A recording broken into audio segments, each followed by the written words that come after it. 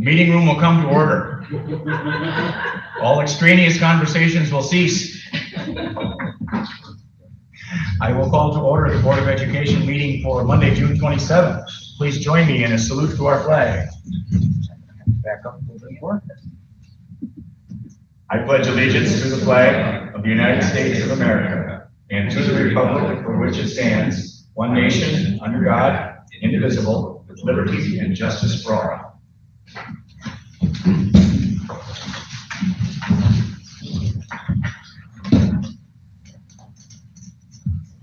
As promised, there are a treat available at the end of the meeting from yours truly to celebrate June Dairy Month and my annual pledge for shameless self-promotion. So stick around when we're done and we'll enjoy that. And I planned on a little bigger crowd, so you can probably all have two.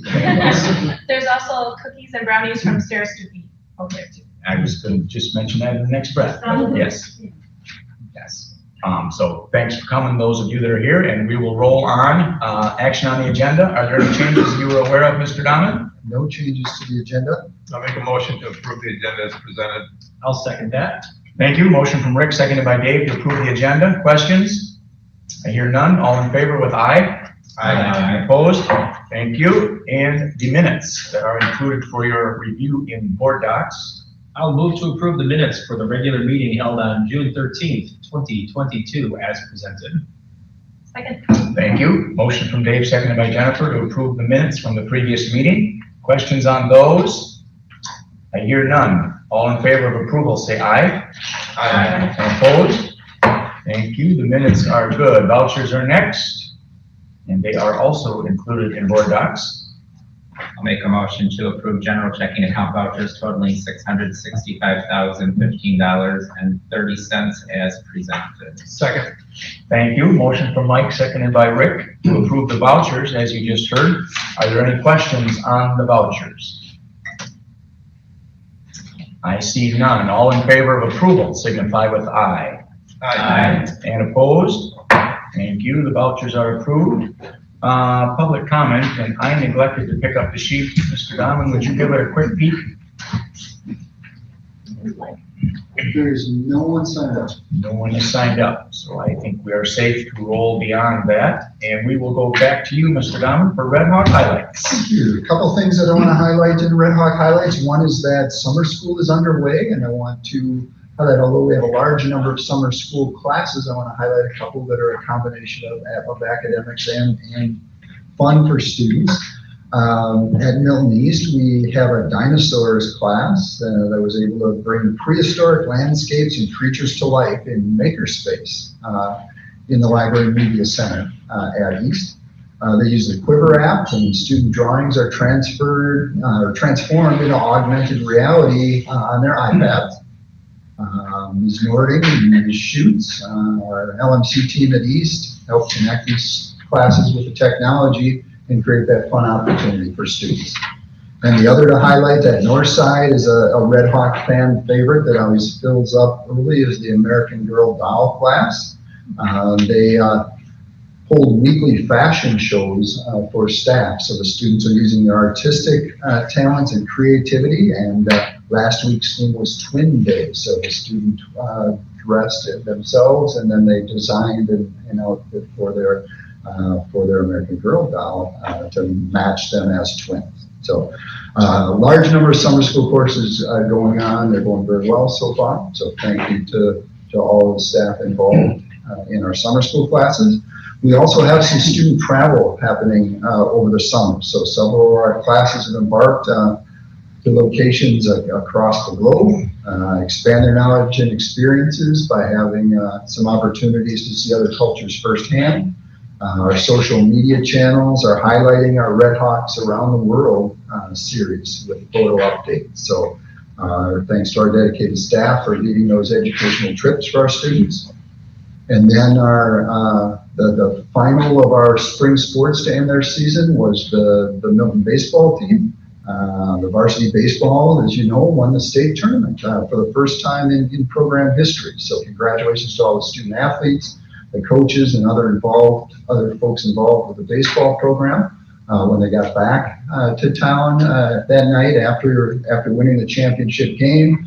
The baseball boosters, the Milton Police Department, Fire Department, and Tracy Calhoun worked hard to organize a welcome home for the returning champions. So congratulations to the team. And then also earlier this week, it was announced that Milton High School graduate Gavin Killen, the shortstop on the baseball team, was selected the first team All-South Central District and first team All-State.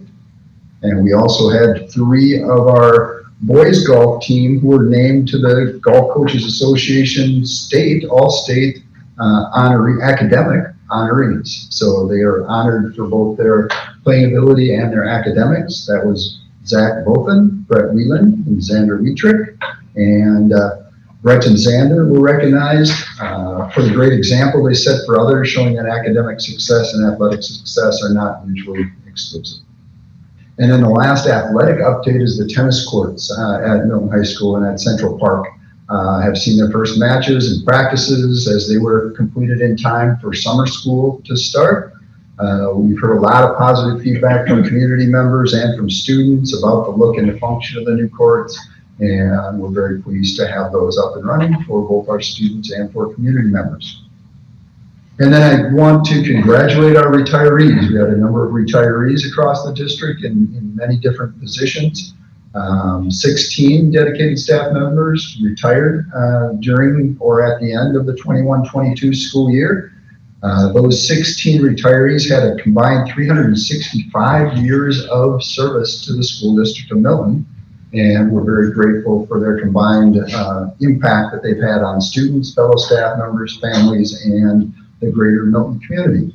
And I'm going to read off those retirees along with their years of service in the school district. So Greg Devine was with the school district for 35 years, Renee Gilly for 31 years, Sue Simmons, 30 years, Brenda Wolf, also 30 years, Bridget Terry, 29 years, Holly Nelson, 28, Wendy McManus, 24 years, Jane Dooley, 21 years, Beth Poe, 21 years, Chris Devine, 20 years, Ed Hale, 20 years, Paula Schmidt, 18 years with the school district, Sue Rennick, 15 years, Ed Bennett, 10 years.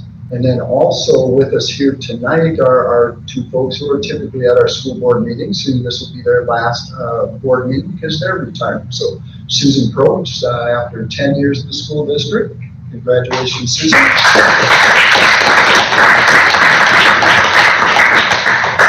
And Kim Krause, after 23 years with the school district.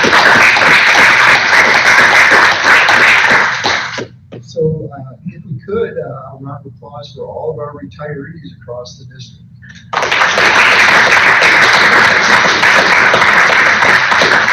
And then there's 2 other things that I want to mention. I want to, while Kim is retiring, we have hired Carly Walrowski to take Kim's spot. So Carly's with us tonight. So thanks for joining us, Carly. Carly's been mirroring Kim throughout the day today and learning all kinds of things. And She hasn't run yet, but I'm tapping that wealth of knowledge that Kim has. It's been really valuable, especially to prepare for a board meeting and to sit through a board meeting. It's been really valuable. So welcome, Carly. Thank you. And then lastly, in addition to honoring our retirees at the end of the year, we also recognize and congratulate all of the staff in the district who have been with the district for 5 years or 10 years or multiples of 5. They're presented with a coin. And one of our board members tonight, I want to both congratulate and recognize Shelby Krohenke, who is just finishing her 5th year on the school board. So thank you.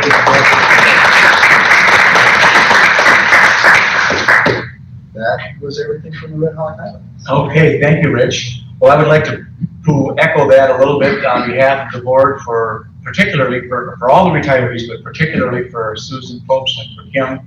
On behalf of the board, we want to congratulate and thank both of you for all of the input over the years. I think most of you know that Kim works closely with the board in organizing us and keeping us on track and whatnot. So that is invaluable.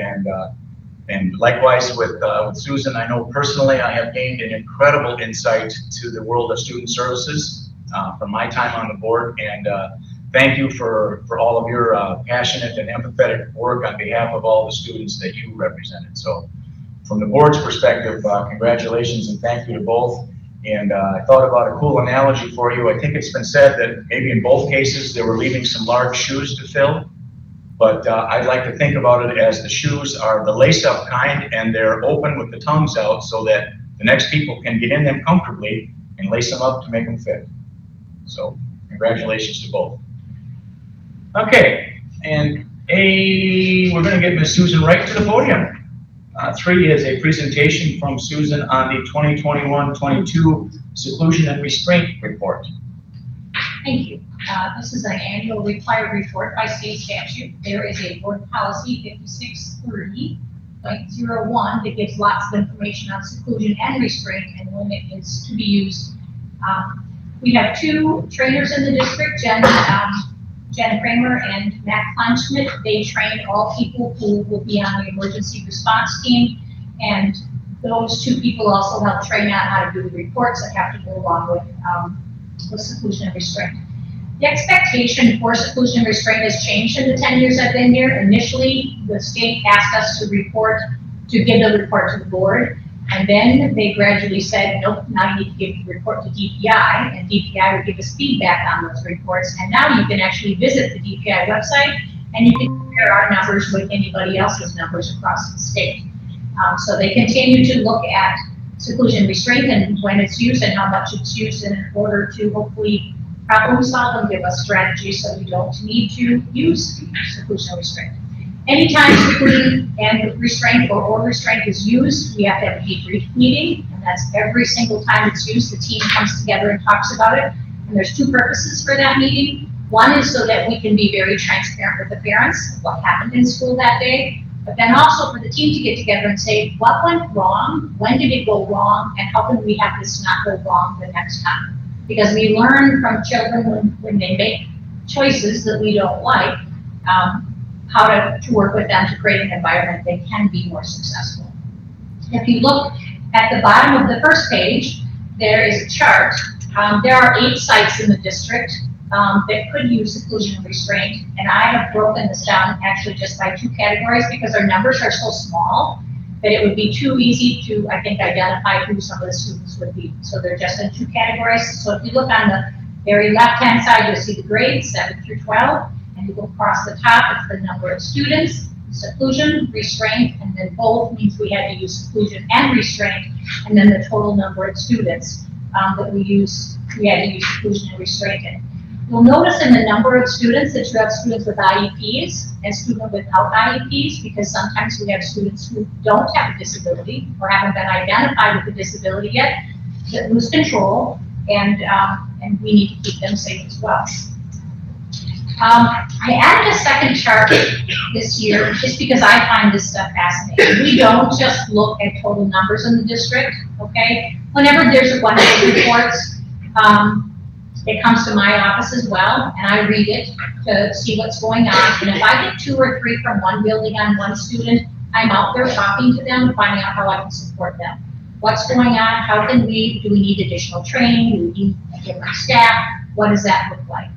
But we also keep track from year to year to year, okay? And we keep track of the number of students and the number of incidents.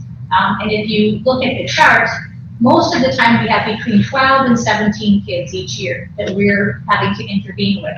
We had a much bigger peak, 16 and 17. You see there's 22 kids that we were intervening on. And so I looked at those 22 kids, and of that 195, there was actually over 120 incidents with just 5 students. So then I looked at those 5 students, because to me that's a big deal. If you've got 5 students that have a large number, what happened to them after 16, 17? Because to me that's really important. 1 student left the district. 1 student was in high school during that time, did not have any more seclusion and restraints, and graduated. And then we have 3 students who are still in the district. And each year after 16, 17, the number went down for that individual student, and they have not had any seclusion and restraints in the last 4 years. To me, that's a celebration that our district figured those kids out, and we taught them some skills, so we didn't need to use seclusion and restraint. So that's a celebration. We have annual training each year. I mentioned that Jen and Matt do that. They do a full day training for anybody who's new to the team. So if it's somebody new to the district or building principal has decided they want to enlarge their team because of the students that are in their building, they get a full day training. And then the people who were trained the year before, they do a half day training. This is more than what the Nonviolent Crisis Intervention Company requires. But if you're in a building that doesn't have any seclusion and restraint for a whole year, and then you get a high need student the next year, we don't want to go 2 years without being reviewed what the strategies are. And if we do have a high number in a building, Jen and Matt are available to go out to that building and problem solve with them. Some bigger scope of addressing so that maybe we don't get to seclusion and restraint, we're going to expand the responsive classroom K6. They have found in the last year or two that training and creating a predictable culture in each classroom where teachers have the skills to derail things before they get stressful was very effective. And then we dabbled a little bit in restorative practices at the middle school and high school last year, and we're going to expand that for this next year. And I do want to thank you for the additional K3 counselor, because all K3 buildings really felt like that additional counselor allows the staff to get to know the family and the students better so they can respond before there is a crisis. Kids are always learning, staff are always learning, and this situation allows us to continue to learn so we can help each other out. Any questions you have for me? Susan, are there, I see the 37 incidents and 9 students. Are those fairly evenly distributed amongst those, or is there 1 or 2 in there that has 5 incidents, 6 incidents, 10 incidents? Is there any kind of feel for the general breakdown of how those are compiled? You can see the 4 K6, they have more students than the 7-12, and we like that, right? Because we don't want to go hands-on with kids 7-12 because there's too big of a chance to get students hurt or staff hurt. Without giving away which building it was, there was one building that stood out with more students that had seclusion and restraint. Those students were more needy, but I don't know if that's what you're getting at. If you're trying to get it, is there 1 or 2 students that have a higher number, a higher amount of seclusion and restraint? Right, I guess at the end of the day, if there's I sympathize with staff and classmates of someone who perhaps would have this happen 6 or 7 or 8 times, and hopefully that's not the case, but I'm hoping there would be, in that circumstance, some escalating course of action to help protect staff and students if there's an individual who is perhaps overtaxing the resources that go into that. Here's some things that they take into consideration. Like at the K3 level, they have rather large teams, okay? And the idea of having a rather large teams you can tag out. So usually the special ed teacher is always involved, and usually para or 2, and potentially 3 would rotate in. If the principal rotates in, the psych rotates in, counselors tend to rotate in, and usually there's a building lead, another regular ed teacher who can rotate in as well. That helps the staff to not always be the person who always has to be on to be intervening. Remember, the number is probably about 6, and that's 6 over 180 days. And sometimes what will happen, and I'm pulling from memory here, is September, you kind of have a honeymoon period, right? And then early October, we tend to get a peak, a higher number. Sometimes like right before a winter break, kids get anxious about that winter break coming, or right after that winter break, transitioning back into another routine. Sometimes in the middle of what we sometimes call it March, February and March, when things are slowing down and there's not as much activity going on, that can be a peak as well. What staff do when this happens is they start to brainstorm and problem solve. Here's what we think the triggers are. We're asking the student to write, and whenever we ask him to write, he throws something, or he screams or yells, or whatever the behavior is, right? So then the staff can say, okay, what are we gonna do instead of asking him to write? Or how can we ask him to write in a different way so we don't trigger whatever that is? And that's a bad example, but kids don't like to write oftentimes. If the situation continues, what I've done in the past is I have a consultant that's on standby. She works in a organization with autism, and she comes in and does a really thorough observation and looks at what staff doing and are there some simple ways to tweak what they're doing so that the student responds, or what can we teach the student so that they don't lose that control. And then the other thing we do is if they really need more support, they're not in a general ed setting. Okay, and many of these students have a bulk of their time that they're in a special ed setting where they don't have as many people and not as many things that might trigger them. Does that get to your? Yeah, so. Okay. In the training that Jen and Matt do, they talk about how when you have to do a seclusion or restraint, it does take a toll on you as an adult, right? Because we don't come to school to hold kids, right? We don't come to school to be yelled at or to be called names. We come to school because we love to inspire kids and open their minds to lots of really cool things happening. And so part of the training that they do with them is how do you not internalize this? How do you not take it personally when that happens? Because the student is trying to communicate something and we just got to figure out what that communication is. Okay, all right. Other questions? I see none. All right, thank you. Ms. Susan. All right, moving down the agenda to 4, HR committee report, Mr. Mullen. Thank you, Joe. HR committee met last week on the 22nd. First item on the agenda is discussion and possible action on the 2022-23 summer school staffing baseline. As you can see in the attached memo, the HR and payroll departments are working to establish baselines of position and hours for the summer school period of the upcoming new fiscal year, which includes July and August of this year and June of 2023. For board policy 4111, if more positions will be needed, that will come back to the full board for review and approval. The specific numbers are included in the memo. Please note that June's numbers are greater than July and August due to the fact that this is when the majority of the summer school courses take place. Chris, did you have anything to add to that? No. Okay. I would like to make a motion that the number of instructional hours not exceed 7,229 and support staff hours not exceed 3,637 for the 2022-23 summer school program. Any additional hours not listed in the baseline will be subject to board policy 4111 and brought forward to the board for review and possible approval. I'll second that. Thank you. Motion from Rick, seconded by Dave, as you just heard, to approve our staffing baseline levels for summer school. I won't repeat the whole motion. It's included on the memo for anyone that needs to refer to it. Are there any questions on that motion? I see none. All in favor of approval signify with aye. Aye. And opposed? Clearly passes. Next up is open enrollment and insurance update, and Chris is here to update us on those numbers. Please, Chris. Okay, thank you. The Human Resources Committee has asked administration for an update when the open enrollment period has concluded. The district's open enrollment began on Tuesday, May 24th and continued through Tuesday, June 7th.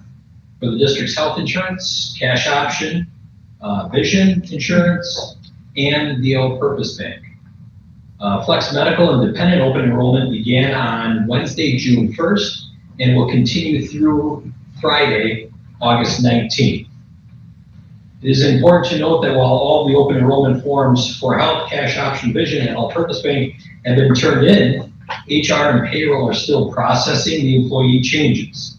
The employees that have elected HSA and are year-round employees will be processed on the upcoming June 30th payroll here in a few days.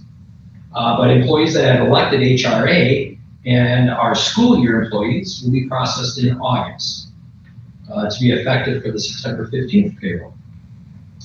Our preliminary percentage amounts, participation percentage amounts, I should say, For the 21-22 year, the HRA had 64% of our employees.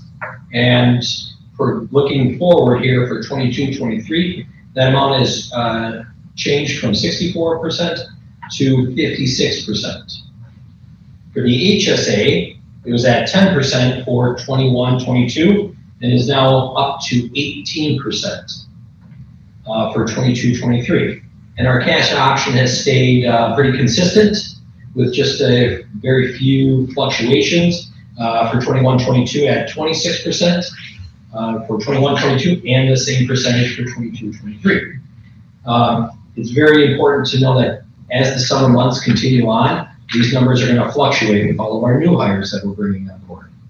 So we are hoping that later this fall, we will be able to look at our staffing like we do for our annual DPI report, the 1202, and we're also going to look at and report back to the board what did our summer months look like or what they shook out to be for HRA, HSA, and cash option. So we'll be bringing some more concrete numbers later this fall. Thank you, Chris. Anyone have any questions or comments about that? All right, thank you, Chris. Thank you. That's it, Joe. All righty, thank you for that. And moving down to 5 on the agenda is the Finance Committee report. Mr. Hoffman. Thanks, Joe. The Finance Committee met last week on Thursday, June 23rd. The first item on the agenda is discussion and possible action on the 2022-23 school fees. There are a few changes to the proposed 2022-23 school fees, which are in board docs. So the first one is just a minor wording issue. It's worded for 4K through students as material/book and subscription fee, and that is not to confuse 4K students who don't really have books. So that was just sort of a wording that hopefully will not confuse parents. Next, there are some changes to note with regard to the 9-12 students' athletic passes. There's a new 10-event pass, which will be available for $40, which will be a savings of $10, because if you were to buy individual tickets, that would be $50. Also, the student athletic pass is increasing from $45 to $50 for the coming year. And finally, there is a move away from family passes to group athletic passes. This is because families come in all sizes. So a group athletic pass can be purchased for up to 4, up to 6, or up to 8 people, depending on the size of the family. It goes up a little bit for increased size of family. And finally, it is important to note that all athletic passes will be delivered digitally through the Ticket Spigot platform. Information on how this works will be in the registration packets. It is also important to note that senior citizen passes remain free of charge and can be obtained from the activities office, and will not require our senior citizens to go through the Ticket Spigot process. Did I cover everything, Carrie? You did, very thoroughly. Excellent. So, yes, so this is an action item. So I'll make a comment. I know we have a motion, Ticket Spigot I wasn't familiar with until Jeff presented it to us, and I guess for lack of better terms in my own mind, similar to stuff over Ticketmaster or any of these avenues, that Jeff is very, very confident that the addition of a digital platform for a lot of people is going to make the ticketing process a lot easier, a lot more efficient, and really expedite things for people. So that seems like a really good move. But overall, I would like to move to approve the 2022-2023 school fees, including changes to the athletic pass rates as presented. Second. Thank you. Motion from Dave, seconded by Jennifer, to approve our 2022-23 school fees and changes to the passes, athletic passes. Questions on that? You see none. All in favor of approval signify with aye. Aye. And opposed? Thank you. Item B was discussion and possible action on the 2022-23 preliminary budget.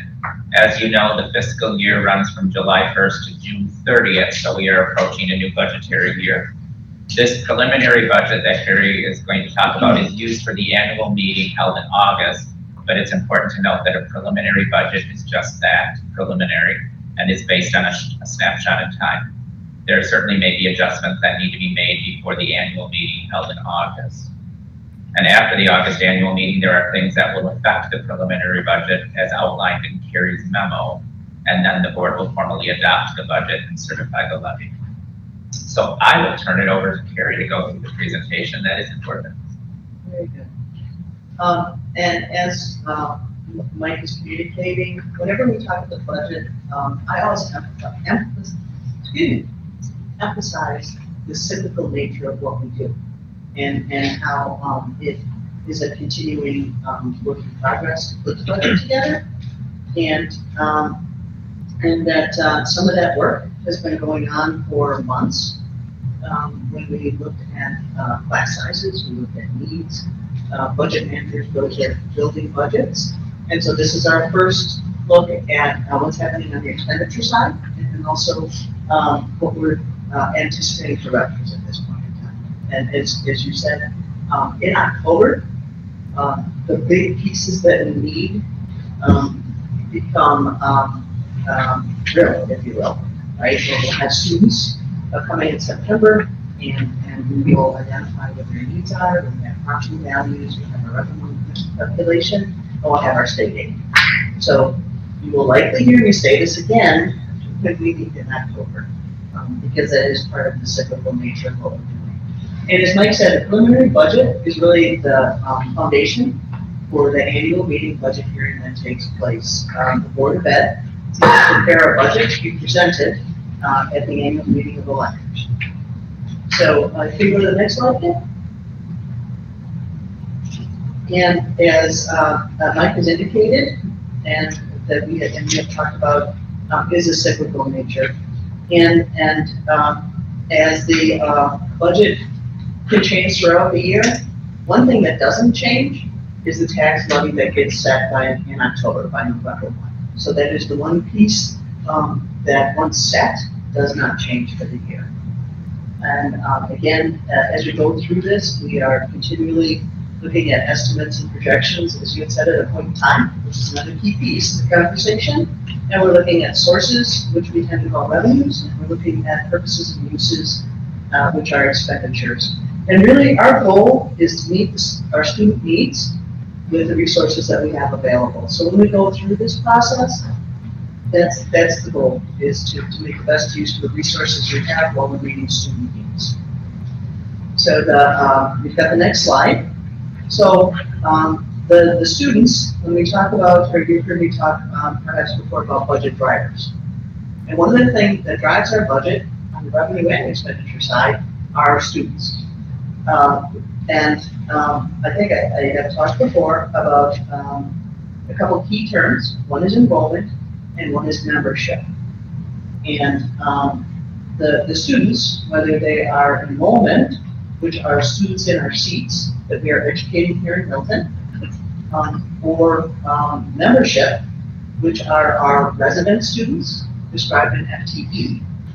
Those are the students that we're financially responsible for, if you will, and enrollment are the students that we're educating here. They will impact our revenues through the membership is related to the revenue limited state aid. And then with open enrollment, we have costs for students leaving our district and returning to our district. So the next slide you've seen before, and it's the same one, and we don't have any substantial changes. When we look back in February at the preliminary budget, we're looking at enrollment. And again, these are students that are in our seats, and they're residents and non-residents.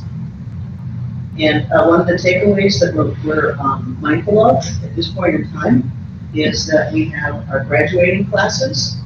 In this circumstance, it's identified as 297 students graduating, and we have about 208 new kindergartners. So we're laying the groundwork for the overall decline in enrollment, as well as our resident membership. If you go to the next slide, we had talked previously as well about open enrollment and the transfer history through open enrollment. And my eyes are on the blue diamonds, because the blue diamonds are showing us a trending increase in the revenue that we receive from students who are open enrolling to our district. And then also, if you look at the orange boxes, you can see that students leaving the district are leveling out. So for us, that's a key financial piece. as far as having resources to meet student needs. The next slide is around the resource piece, which is not quite the same picture as our open enrollment picture.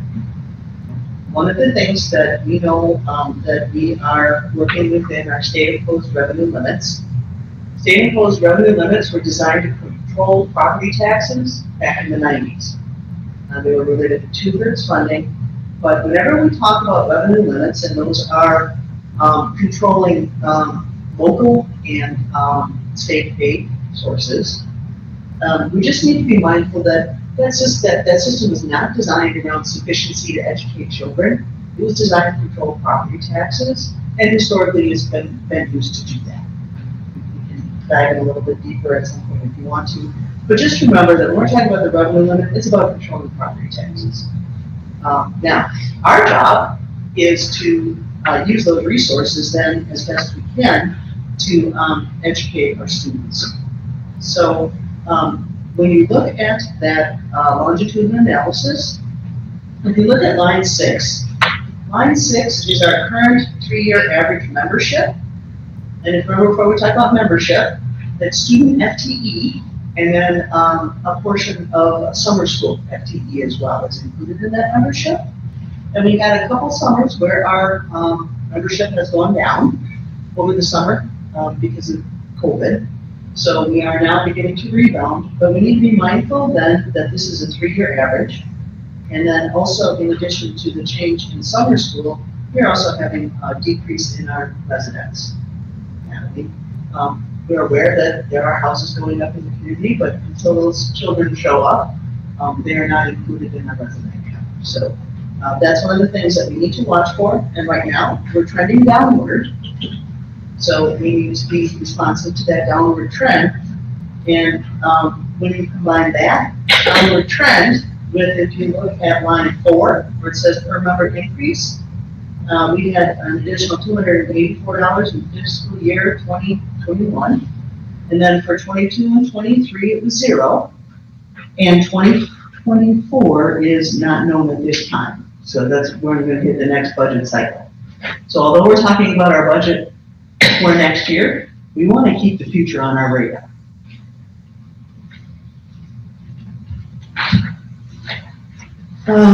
If you recall about when we worked on our budget last year, the state budget came out, and as I have just said, with 2 years of no increase in the per member in the revenue limit formula. At the same time, part of the reason that was shared for that was related to the amount of federal money that we have. So we're going to talk about the federal money that we have that is available to help meet our needs next year. So the first slide that we're looking at here are the federal COVID relief funds, and they're described as ESSER 2 and ESSER 3. And you can see that ESSER 2, we had over 1.4 million. We have used approximately 700,000, and I think you've heard me talk about meeting immediate student needs and building teacher capacity. So we've used ESSER 2 for teacher training and also for additional positions and some materials as well. So of the funds that are remaining, we can use approximately 720,000 to basically backfill and balance our budget next year. The other source of federal funds we have are ESSER 3 funds, and that is almost 2 million at the dollars. We have used approximately 900,000 on social emotional learning curriculum and teacher training. We purchased our English language arts curriculum, and we did some HVAC improvements at the high school in fiscal year 22. So we have available of the remaining funds at this point in time. We can target approximately 200,000 for our 22-23 budget. So when you combine that, we're looking at about 920,000 in federal revenues that we can use to meet our expenditures next year. And then there's approximately 800,000 remaining in ESSER 3, and I think we we want to take a see what happens approach, see what happens with the state budget, and see what our student needs are as we go into the future. There's another source of funds that we received, and the money was received after we had built our budget and our fiscal year began. We received the money in December, so when we put the budget together, we did not build in expenditures for the state COVID relief funds of $463,000. And it's also a later agenda item, so I'll just move on. All right. And then there's really a third or another potential source of revenue, and that would be if the board wants to choose to consider a referendum to ask taxpayers for more funds than the revenue limit formula allows. I've already talked about being designed to control property taxes, but again, we just need to keep that in mind whenever we talk about the revenue limit. But that's the purpose, and it's tied to enrollment, and it is the majority of our revenues. If you go to the next slide, Kim. If you recall, in a previous presentation, we had had this chart, and we had talked about the blue line being funds 10 to 27 revenues, and then the red line is our expenditures. And so this is a reflection of the $920,000 that we're going to need to close that gap. And again, this is one of the things that we had talked about before, so I'm thinking that what I'm saying is not new to you, and we've talked about it multiple times, but if you see something that you're not expecting, please let me know. I've already talked about that, so I'm not going to repeat myself this time. So if you can go to the next slide then, this is a high-level summary of our Fund 10 revenues. And as I had said, if you look at that, you can see that we have a decrease in local and state sources, an increase in open enrollment in the interfund transfers, the 10R3, and then also we have an increase in the use of federal sources. So the way this is unfolding, I don't think there's really any surprises for us here. We talked about this last fall when the budget was passed, and this is generally where we are at as we move forward. The next is a summary of the expenditures or uses by object. And so you can see, again, at a high level, what is happening between our original budget that we adopted last fall and the preliminary budget we're working on now. And obviously you can see the majority of our costs are related to wages and benefits and purchase services. And I think in the memo I identified transportation substitute teachers as a portion of that increase, just as we are having inflationary pressures. Our service providers are as well. If you don't have any questions on the last slide here, and when we're talking about a budget, we just need to be mindful that our membership FTE is declining, and remember that FTE drives the revenue limit, which controls 80% of our revenue. Open enrollment into our district is increasing. The ongoing revenues from state and local sources are declining, and right now that's related to membership. Over time, if our membership starts turning around, it's not going to be an automatic increase necessarily, depending on how much, if it were to go up, because we have that 3-year average. So we'll watch the houses to be built and hope with anticipation, but know that this is going to take us a few years to continue moving through. The one-time federal funds are available for the next 2 budget years. We have balancing revenues and expenditures with one-time funds results in the need for greater expenditure adjustments in the future. And then this is also related to the next bullet point as well. Future gaps between revenues and expenditures will need to be addressed through budget reductions and or increases in revenue. And then I have a notation to remember that 2024 is the first year of the next state budget cycle. So we will see what happens in 2024 on the revenue front with regard to not only the revenue limit, but some of the other state aids we receive as well. and we'll see what happens with that. With regard to the gap, what we need to be aware of is that when we have a gap, and you saw it when we talked about it before on the chart, okay, it basically doubles the next year, or it follows you into the next year. So that 900,000 kind of at the beginning, in the preliminary time, will follow us into the next year. And then we have all the other moving pieces, and we have our work that we do to make the most of our resources with efficiencies, with aligning our staffing to student needs. But that's a next winter conversation. Did you have any questions? I guess more so just commentary kind of reinforcing some of your points. I think the slide on page 10 really is a good visual of the talk that we had, the one-time use and the gap between the red and blue line. In the finance committee, you know, the idea of sustainability really was a driver of a lot of the discussion that occurred. And I know I've mentioned it before, you've mentioned it before as well, but you know, when we come back to this discussion next year, it'll still be before the state has negotiated a new biennium budget. So, you know, the change in information is going to be slight, if any, more likely than not. So, I think you know, the idea of what is sustainable this year and what can be sustained in the future really went into this. Rich, Carrie, thank you for all of the homework that went into kind of illustrating these things for us. You know, financially, it's going to be a challenge here the next couple of years, but I think a lot of thought went into coming up with something that not only can we do now, but can be sustained in the future. So thank you for doing that.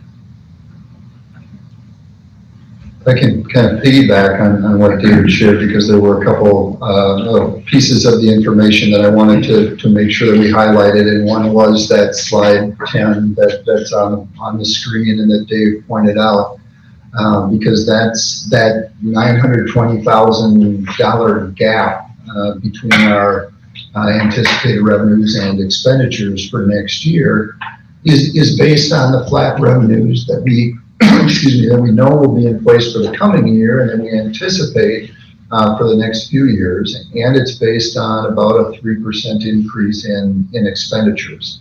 So you can see in that graph that gap, and while we have a plan for next year on how to address that gap, because we have the remaining ESSER funds, and for the year after next, we have some remaining ESSER funds.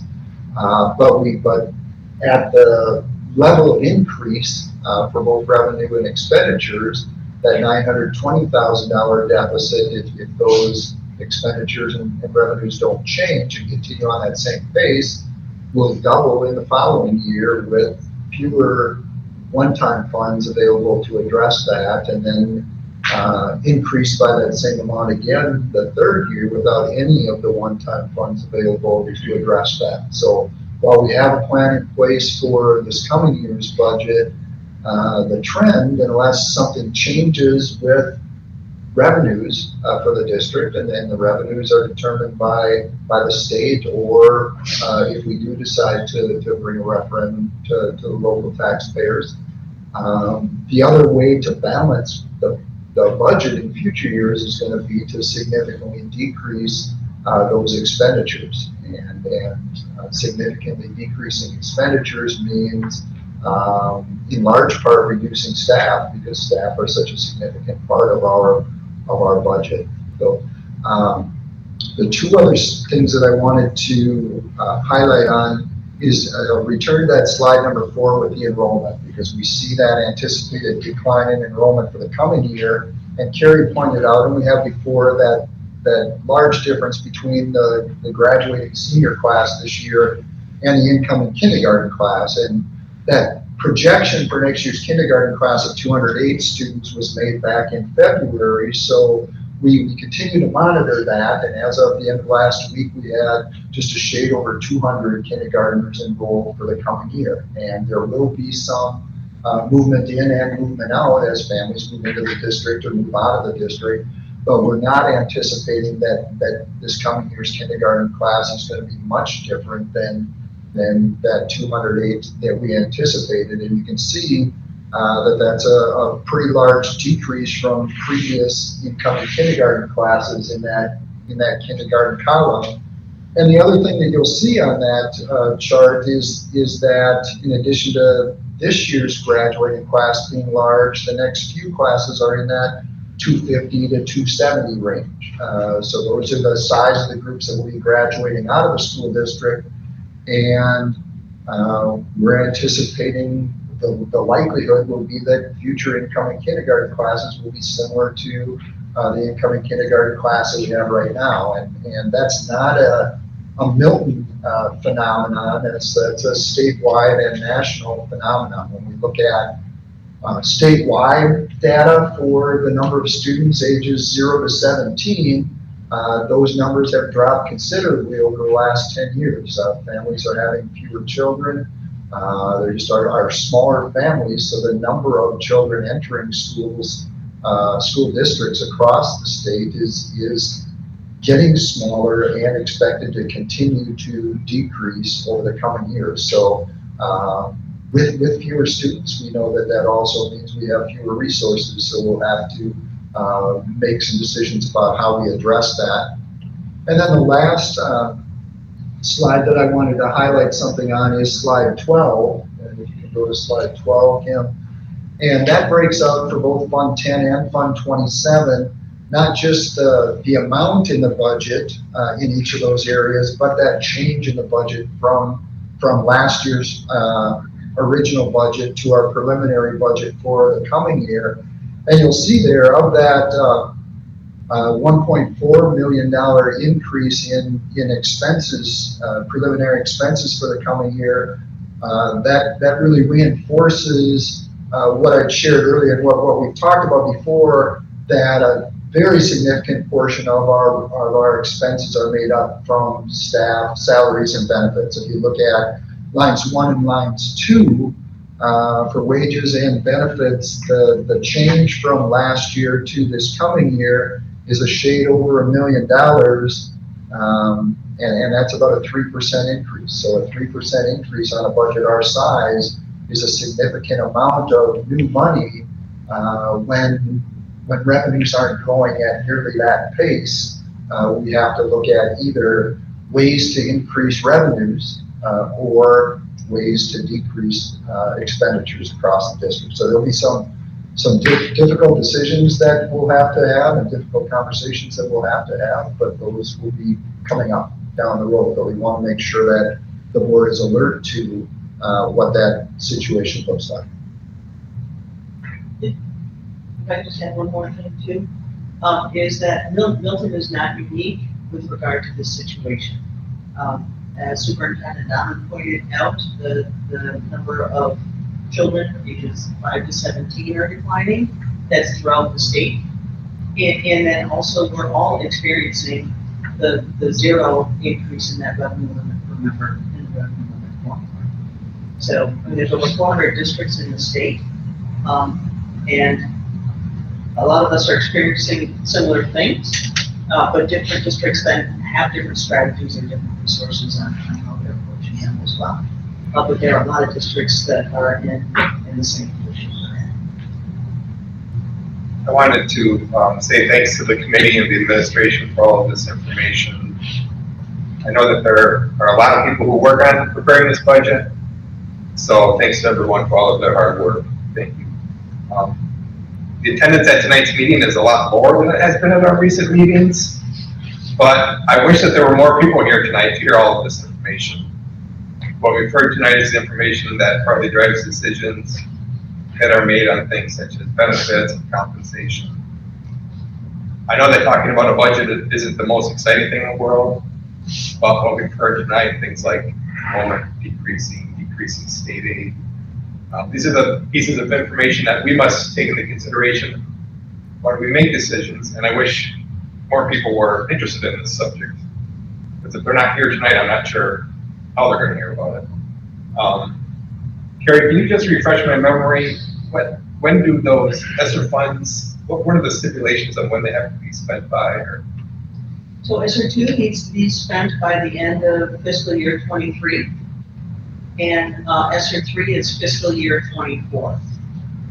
And we are talking about using those funds for our budget, but we also need to make sure that we identify uses that are consistent with the grant requirements. And at this point, I believe that we will be able to do that successfully. Thank you. I'd like to reiterate great thanks for all the time and energy you put into this, Carrie. The presentation is super informative. And it's greatly appreciated. I'll dotting all your I's and crossing all your T's. Are there any other questions for Carrie? So I will move to approve the 2022-23 preliminary budget as presented. I'll second that. Thank you, Mike and Dave. Motion, Mike, second to Dave on approving the preliminary budget. Any questions from folks? All in favor of approval signify with aye. Aye. And opposed? Thank you. And the last item is the discussion of the state coronavirus relief funds. As Carrie mentioned, the district received some one-time funding from the government's coronavirus relief fund. The funds were received after building the 2021-22 budget, and thus other federal funds were used to meet the changing needs of the district throughout this past year. Based on the continued and growing gap between revenues and expenditures, which we just talked about, it is the recommendation of the committee to hold these funds to be used to offset upcoming budget deficits. And the amount was in the slide presentation. That was $463,000, which came from state COVID relief funds. When do those funds have to be used by? It's indefinite. It was talked about in July when the state budget passed. And then we were waiting to hear more information about what it would look like. And we didn't have that information, so we built our budget without it, not being sure what we would get. We ended up getting $133 per pupil. And that money is a no strings attached money. It was given with the idea, if I remember what I read, really that it's for districts to do what they need to do to meet student needs. It's not quite how it was worded, but that was my takeaway. So we certainly can hang on to these funds, and we can choose to use, the board can choose to use them as they wish. So Carrie, this could have been used for salary compensation for staff? For this year? You're using it for budget, we're saying that we want to use it for the budget gap coming up, so could we have used this for salary compensation for the upcoming year? You can use it for whatever the board chooses to use it for.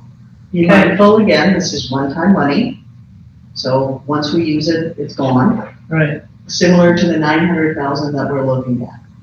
I'm just saying it's COVID relief money that could have been used for the staff who have been surviving COVID, teaching and meeting the needs of the students, or we could have used it towards curriculum. Shelley, I think, and I'm paraphrasing to the committee here, so correct me as needed. The concern, and again, kind of reiterated in the PowerPoint, was we have a lot of large dollar question marks in the next budget cycle, and sustainability, having been kind of a prime driver of the discussions up to this point, continues to be. Having a roller coaster ride with the budgets isn't in anyone's best interest, and when the next biennium budget is negotiated at the state level, what we can do and can't do with confidence will be much more evident than it is today. But the thought of creating a even more significant deficit in the next budget cycle with few answers put to it was, I think, in the forefront of everyone's mind during the discussion of what can we do and what can we sustain. And every question I think we talked about had those two questions attached to them. And what can we do and what can we sustain as it relates specifically to that it's clearly a big question mark. But again, at the end of the day, in the absence of knowing what the next biennium budget looks like at the state level, the feeling of let's save some acorns for the winter really was kind of the discussion, and then make sure that we have those when we need them. So again, anyone else in the committee, feel free to chime in, but my take on the discussion really revolved around that component of it. One of the things that I heard at the committee meeting that piggybacks on what Dave had shared was that we've had a goal and continue to have a goal of looking at 2 to 3% salary increases for all of our employee groups with market adjustments. And if you go back to, you don't need to go back to it, Kim, but if you think back to slide 12 from the previous, from the PowerPoint, it showed that for the coming year, we are a shade over 3% in our increases for both wages and employee benefits. That $1 million in salary increases for the coming year is in large part paid for with our one-time ESSER funds. As Carrie shared, the $920,000 deficit for the coming year is going to be paid for with the ESSER funds by storing the acorns or banking the COVID relief funds to address future deficits.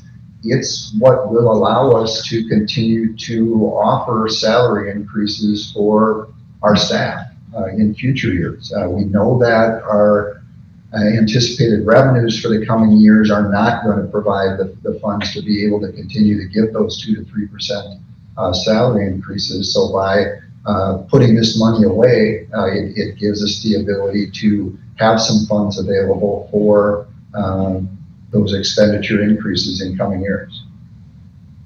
I guess I look at it as COVID money that needed to be used to address COVID situations, or within the last 2 years of what we've lived through, instead of putting a hole in a budget that's going to be 2 or 3 years out. I feel like that money should be used now for whatever needs we have as a result of COVID and everything that's gone with it with the district. So that's just my opinion.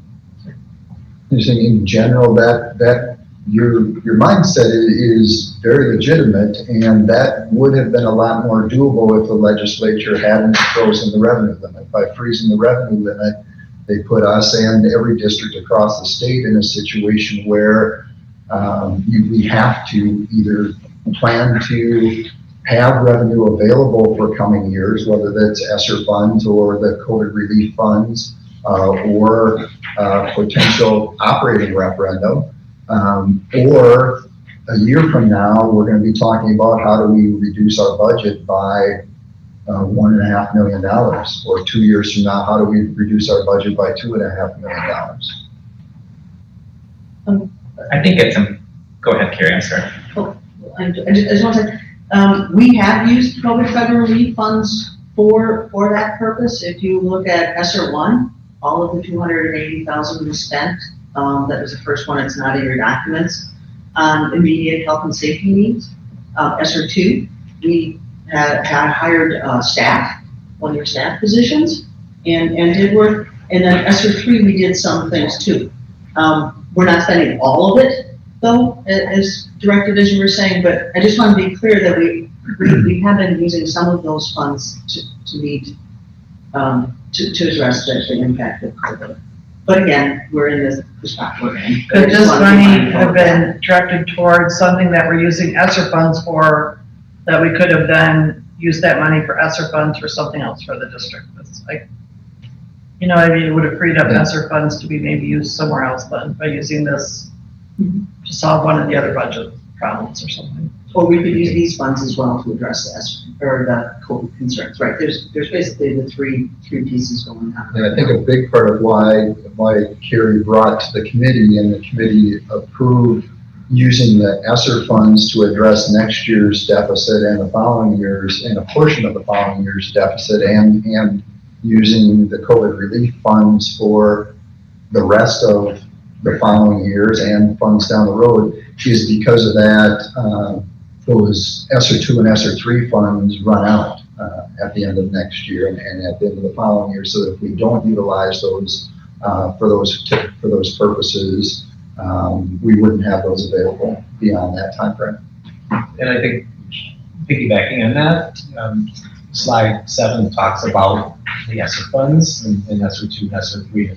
Again, piggybacking Carrie's comment, we had about $1.6 million that was used in this fiscal year to help backfill different items, and then coming up for the approaching year, another $900,000. So the funds are being used and are supporting programming and are supporting staff right now, and I appreciate the scenario with the economic conditions, but again, how do we take what we do this year and be able to repeat it next year is really paramount for us to have some stability in things. And I completely understand where you're coming from, Shelley, and understand the desire to do that, but not wanting to do it at the expense of 23 is trying to balance all of this.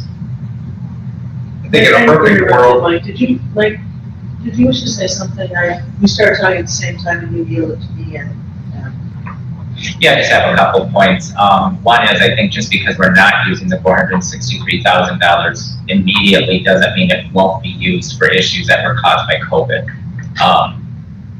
The issues that were caused by COVID are going to be ongoing for many years to come. I mean, it's not like, first of all, the pandemic isn't over, it still exists. And the issues they're just not all of a sudden magically going away.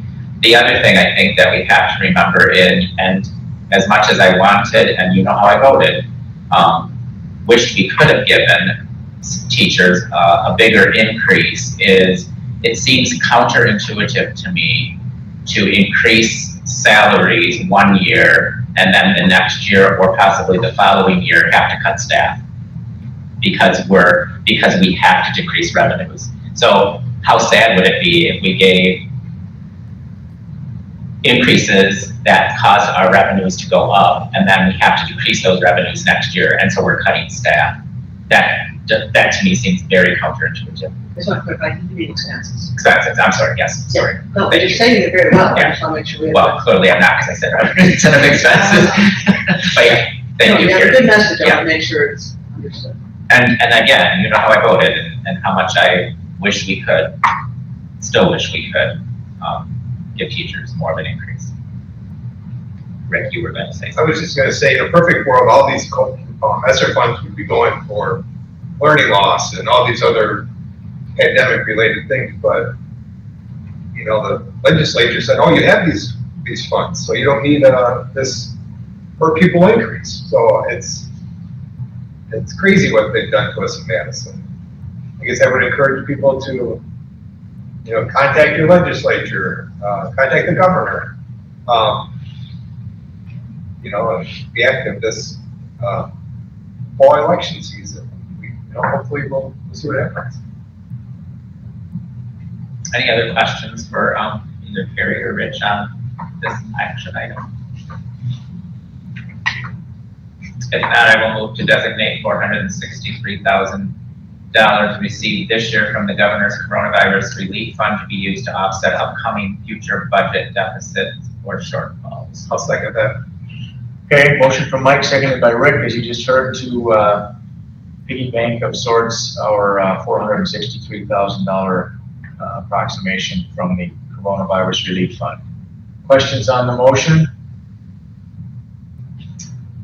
All in favor of approval of that, signify with aye. Aye. And opposed? No. Motion passes. Thank you, Carrie. Thank you, and also, I will share your thanks with the people that work with me on putting the budget together. That's where a lot of work happens before it ever gets to me, so I will share that appreciation with them as well. Yes, please do. Thank you. Okay, we will move on, because I want to get closer to ice cream time. Miscellaneous A is the staffing report. I'll make a motion to approve the staffing report as presented. I'll second that. Thank you. Motion from Rick, seconded by Dave, to approve the staffing report. Are there questions on that? All in favor of approval signify with aye. Opposed? Thank you. Gifts and donations. I move to approve the gifts and donations with gratitude. Second. So a motion from Dave, seconded by John, to approve our gifts and donations with the gratitude of the district. My list shows $32,990. So wonderful, wonderful support for our community as always. Questions? All in favor of approval, say aye. Aye. Opposed? Thank you. And meeting dates, Mr. Dahman. Two things to highlight are the first, our next regular scheduled meeting is on Monday, July 11th, at our regular location here in PDC and regular time at 6:30. So Monday, July 11th will be our first July regular board meeting. And then on Wednesday, 2 days from now, June 29th, we have a strategic planning workshop for the board. That is scheduled also here in the PDC from 8 a.m. until 10 a.m. If there are any board members whose schedules have changed and are not able to make it, make sure that you let me know.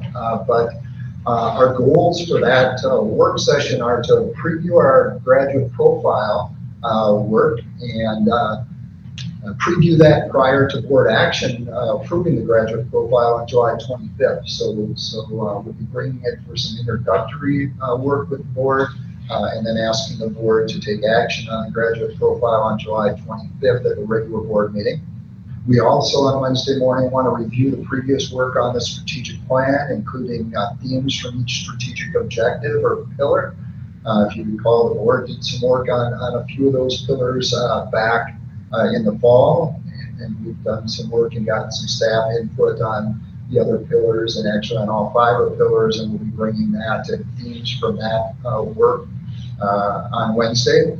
And then also we want to plan for on the regular board meeting on July 25th, we want to do some data analysis. We'll have both spring iReady data, we'll have ACT data that we'll be able to bring to the board, and survey data from parent and staff surveys. And our idea is that we'll do some planning for that data and get some input from the board on what types of data and what specific data the board wants us to bring for July 25th. And then once we've had a chance to dig into that data, then at our first August board meeting on August 8th, we'll use part of that time to set district-wide goals for the upcoming school year. And we'll look at our session on Wednesday, we'll look at some examples from other districts on district-wide goals. So those are the 2 things coming up for future meeting dates. All right. Anyone else? Then I will entertain a motion to adjourn and enjoy ice cream. So moved. Second. Rick and Dave, whatever order you want to put them in. We are adjourned. Please come up and visit the red cooler. There are also cookies and other goodies on the countertop. Thank you for coming.